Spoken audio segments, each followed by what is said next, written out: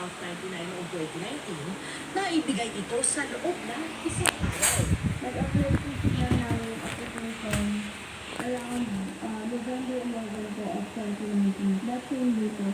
On the same day. November 11 po.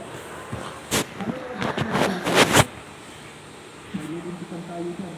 Marami din daw bagay na questionable sa mga ipinabasa dokumento ng Lucky South 99 noong ito. Base sa kanilang business permit application noong 2019, apat lang daw na empleyado ang meron sila. Noong 2020 naman, 2 empleyado lang daw ang meron sila. Naging 7 empleyado yan noong 2021 hanggang 2022.